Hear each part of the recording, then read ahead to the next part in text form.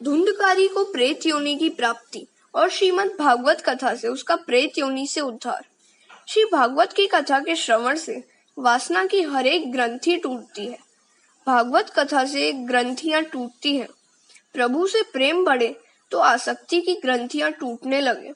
श्री भगवान के नाम का जप करेंगे और वही एक सत्य, ऐसा मानकर उसका नित्य स्मरण करेंगे तो वासनाओं की ग्रंथियां छूट जाएंगी। एक गृहस्थ का नियम था और वह 12 वर्षों से कथा सुनता आया था। एक ब्राह्मण रोज कथा करने के लिए आता था। एक दिन उसके बाहर जाने का प्रसंग उपस्थित हुआ। कथा श्रवण के नियम को कैसे भंग किया जाए? उसने ब्राह्मण से कहा कि मैं कल कथा नहीं सुन सकूंगा। मेरे नियम का क्या होगा? ब्राह्मण ने कहा कि तुम्हारा पुत्र कथा सुनेगा तो चल जाएगा।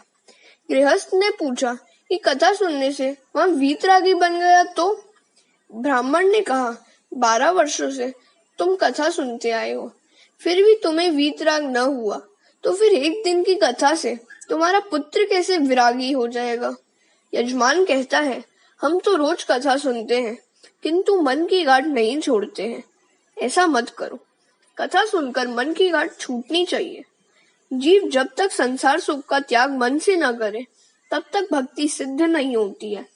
भोग का त्याग भी नहीं करना है और भक्ति भी करनी है, यह कैसे हो सकता है?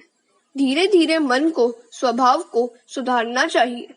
स्वभाव के सुधरने पर ही भक्ति सिद्ध होती है। ज्ञान और वैराग्य को पुष्ट करने के लिए ही यह भागवत कथा है। परमात्मा के चरणों में आसरा लेकर ही महापापी धुंधकारी देवता जैसा बना। धुंधकारी कहता है कि इस कथा से ही मेरे जैसे पापी को भी परम गति प्राप्त हुई। धुंधकारी को लेने के लिए पार्षद विमान लेकर आए। गोकर्ण ने पार्षदों से पूछा, केवल धुंधकारी को लेने के लिए ही विमान क्यों लाए और किसी को लेने के लिए क्यों नहीं? पार्षद कहता है, वह धुंधकारी एक आसन पर बैठता था, अनशन करता था और रोज कथा का मनन करता था।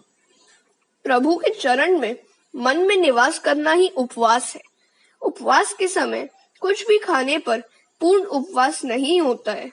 कथा सुनकर केवल धुंधकारी को ही मुक्ति क्यों मिली? कथा धुंधकारी की ही तरह सुननी चाहिए। उसने कथा का मनन और निधि ध्यासन किया, उसे मुक्ति मिली। श्रवण, मनन और निधि ध्यासन से दृढ़ ज्ञान होता है। हरे कृष्णा।